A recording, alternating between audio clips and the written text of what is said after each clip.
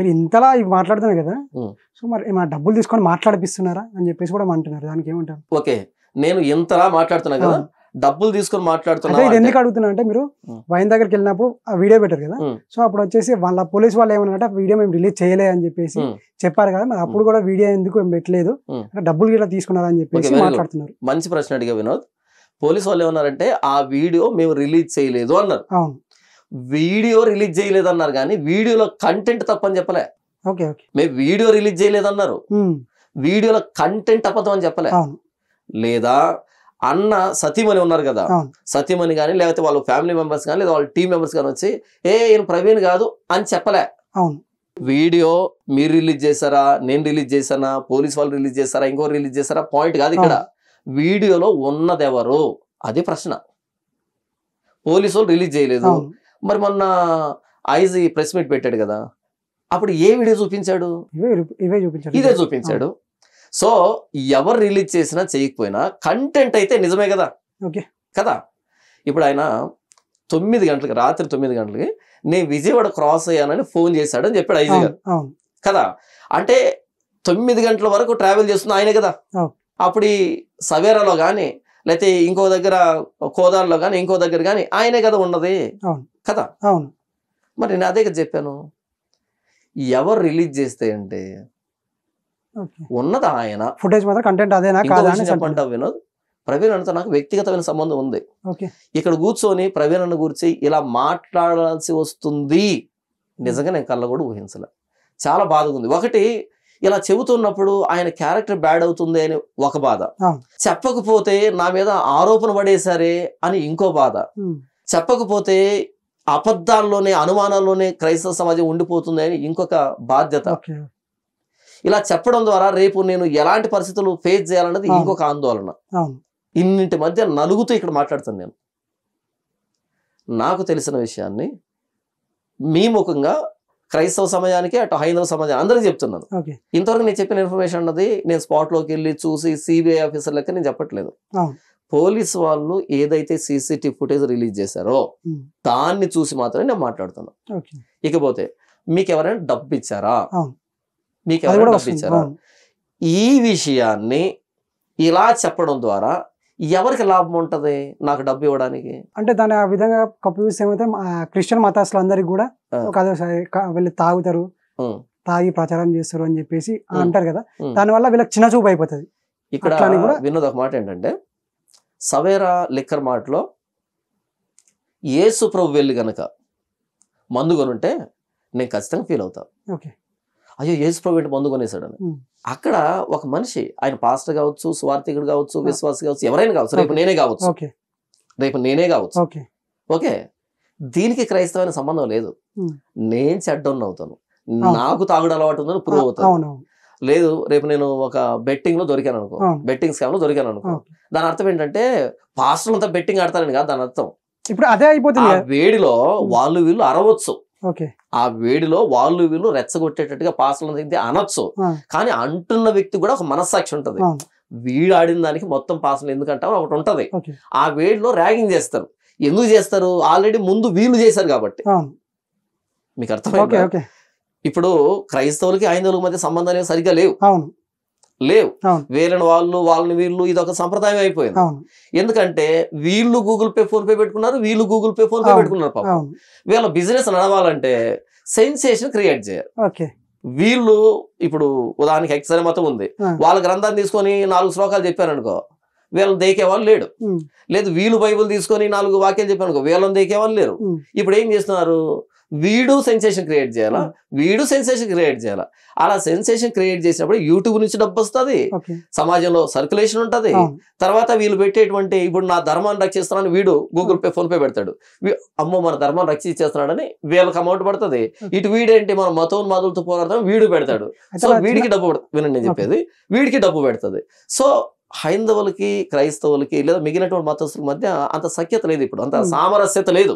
ఎందుకంటే social media పుణ్యమని, Google Pay PhonePe పుణ్యమని ఆన్లైన్ లో అడుగుతున్నటువంటి ఒక జీవనోపాధి కొత్తగా పుట్టినటువంటి కారణం చేత ఈ సామరస్యత పోయింది కదా. అయితే ఇలాంటి వాతావరణం ఉన్న కారణం చేత కొద్ది రోజులు ర్యాగింగ్ చేయొచ్చు, ఈ పాస్టర్లంతా తాగుతారు, ఈ పాస్టర్లంతా తిరుగుతారని అనొచ్చు.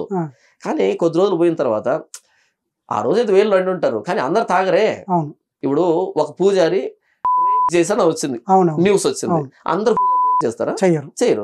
ఒక పాస్టర్ ఒక అమ్మాయి ఇక్కడ ఏమైతుందంటే మీరు పాస్టర్లు అందరి కొందరు కాదంటారు, కానీ మీరు అవును తాగాడని చెప్పేసి మీరు మాట్లాడుతున్నారు కాబట్టి సో అందరూ అనే వాళ్ళ పాస్టరే ఒప్పుకుంటారు తాగుతారు అనేసి, నిజంగానే వాళ్ళు తాగుతారు అని చెప్పేసి వేరే వాళ్ళకి అర్థమైపోతుంది కదా అని చెప్పేసి వాళ్ళు అంటున్నారు. కాదు, మా బైబిల్ ఏముందంటే మీ మాట అవునంటే అవును, కాదంటే కాదు అని యేసు నేర్పించాడు. ఎస్ అంటే ఎస్, నో అంటే నో. దాని కింద ఏది చేర్చకు, ఏది కలపకు, ఏది తీసివేయకు. ఇది నిజం అని తెలిసిందా నిజమే, ఇది అబద్ధం అని తెలిసిందా అబద్ధమే. నేను పాస్టర్ని, అందరూ ఒక దారిలో కొట్టుకొని పోతున్నారండి. నేను కూడా అలా పోతే నేను బైబిల్ ప్రేమించేవాడిని, యేసు ప్రభువుని గౌరవించేవాడిని కాదు. నేను ఎవరు ఏమనుకున్నా నిజం నిజమే, నిజం నిజమే. సో నాకు అర్థమైన విషయాన్ని ఇది యాక్సిడెంట్ అని చెప్పాను. దీనికి ఎవరో నాకు డబ్బు ఇవ్వాల్సిన అవసరం లేదు. ఒకవేళ ఇది యాక్సిడెంట్ అని చెప్పడానికి నాకు డబ్బు ఇచ్చారు అంటే, ఏది ఇన్ని ఎవిడెన్స్లు ఉన్నా సరే, యాక్సిడెంట్ అనే దానికి ఇన్ని ఎవిడెన్స్లు ఉన్నా సరే అది యాక్సిడెంట్ అని చెప్పడానికి నాకెవరో డబ్బు ఇచ్చారు అంటే, మరి ఏ ఎవిడెన్స్ లేకుండా హత్య అని ఉదయం నుంచి రాత్రి దాకా అరుస్తారు, మీకెవరు ఇచ్చారు? మీరు ఎవరి దగ్గర తీసుకున్నారు? ఎంత తీసుకున్నారు? ఇంకా ఎక్కువ మాట్లాడితే, ఎవరైతే హత్య అని కేకలేస్తున్నారో ఇదే చైర్లో కూర్చొని గట్టి గట్టిగా అరిచినటువంటి అభినయ దర్శన్ ఉన్నాడే, ఆ వ్యక్తి వీడియో ఒక్కసారి ఓపెన్ చేయి, కింద Google Pay, phone pay account number ఉంది. నా ఛానల్లోకి వెళ్ళు, 1600 వీడియోలు ఉంటాయి. రెండవ ఛానల్లోకి వెళ్ళు, నాకు తెలిసి అక్కడ కూడా ఒక 200 పైగా వీడియోలు ఉంటాయి. మొత్తం వెతికి ఎక్కడైనా ఒక్క చోటైనా Google Pay, phone pay account number ఉందేమో చూడు ఒక్కసారి. లేదు కదా? ఇప్పుడు చెప్పు, ఎవడు తీసుకుంటాడు డబ్బు? డబ్బుకి అమ్ముడు పోయేటువంటి మనస్తత్వం ఎలాగుంటది మీకు అర్థమైందా? కాబట్టి నాకు డబ్బు ఇవ్వండి, మీరు పాత రోజుల్లో సర్కస్ చేసేవాళ్ళు, ఇప్పుడు లేదులే సర్కస్ చేసేవాళ్ళు కదా. సర్కస్ చేసేప్పుడు ఎలా ఉంటదంటే, వీడు రకరకాల విన్యాసాలు చేస్తూ ఉంటాడు. ఆ విన్యాసాలు చేసేటప్పుడు ఆ ముందు ఒక తెల్లటి ఖర్చు పెడతారు. వీడు విన్యాసం అంతా దేనికి? డబ్బుల కోసం. ఆ ఖర్చు మీద చిల్లర వేస్తారు కదా. అన్ని విన్యాసాలు చివరిలో ఇంటి ఖర్చు అంతా మూట కట్టుకొని వెళ్తాడు, ఇంకో సెంటర్కి వెళ్తాడు, మరలా విన్యాసాలు వేస్తూ ఉంటాడు. అక్కడ నిలబడుకొని ఒరే నా కోసం ఎంటర్టైన్ చేస్తున్నాను కూడా కుదరదు. నీ కోసం ఎంటర్టైన్మెంట్ కాదు అది. ఆ ఖర్చీలో చిల్లర పడాలంటే కాసేపు నిలబెట్టాలి కదా.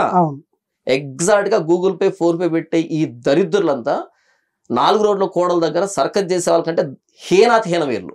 ఇప్పుడు ఇంకో మాట చెప్తాను, ఒకవేళ వీళ్ళు మిగిలినటువంటి విషయాలు చెప్పి గూగుల్ పే, ఫోన్ పే పెట్టుకున్నారంటే ఏదోలే వాళ్ళు బ్రతుకు తెరువు అనుకుంటాను నేను, పెద్ద మనసు చేసుకొని.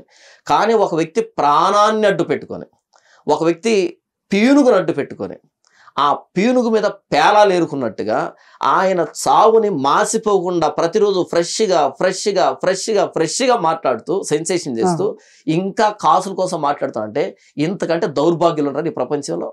ఇంకో మాట చెప్తాను, ఆయన్ను పోగొట్టుకొని ఆయన భార్య ఎంత కుమిలిపోతుంటది, ఆయన పిల్లలు ఎంత కుమిలిపోతుంటారు, ఆయన కుటుంబీకులు ఎంత కుమిలిపోతుంటారు. ముఖం చూపించుకోగలరా?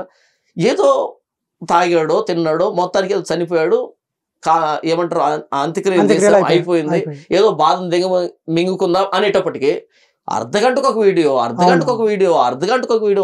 వీడియో వస్తుంటే వాళ్ళు బ్రతకెలా చచ్చిపోవాలా? ఆ బిడ్డలకు పెళ్లి కావాలా వద్దా? వాళ్ళకి సమాజంలో తిరగాల వద్దా? ఇప్పుడేంటి తెలుసా, ఐజీ గారు ప్రెస్ రిపోర్ట్ పెట్టి ఆయన పోయిన నెల కూడా ఈ విధంగా ట్రాన్సాక్షన్ జరిగింది వైన్ షాప్ కి అని అంటే, అలా మేము నమ్మం. 6 నెలలు ట్రాన్సాక్షన్ కావాలంట. 6 నెలలు ఎక్కడెక్కడ తాగాడు అంటే ఏం చేయాలనుకుంటున్నారు? ఇంతకీ మొత్తం పరుగునంతా రోడ్డు మీద పెడదాం అనుకుంటున్నారా? నీకేంటి ఒక అర్ధగంట వీడియో చేసుకుంటావు, గూగుల్ పే, ఫోన్ పే పెట్టుకొని అరుస్తావు, పోయేది ఎవరు నాశనం అయ్యి? చనిపోయేవాడు ఎటు చనిపోయాడు, అది మంచి వచ్చాడు దేవుడికి అయిన సంబంధం.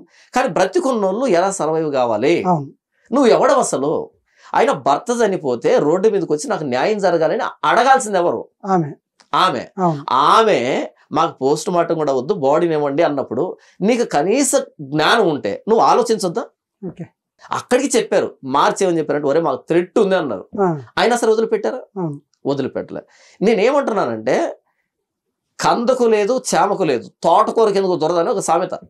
కందగడ్డ దొరద ఉందంటే అర్థం ఉంది, చామగడ్డ దొరద ఉంటే అర్థం ఉంది, తోటకూర కిందకు దొరద కందకు లేదు చేమకు లేదు, తోటకూర ఏం దొరదాని భార్య మౌనంగా ఉంది, తమ్ముడు మౌనంగా ఉన్నాడు, మౌనంగా ఉన్నారు, టీం అంతా మౌనంగా ఉంది. వీళ్ళెవరు మధ్యలో ఊర్లో పెళ్లి కుక్కల హడావిడి అన్నట్టుగా ఎందుకు అరుస్తున్నారు మీరు అసలు?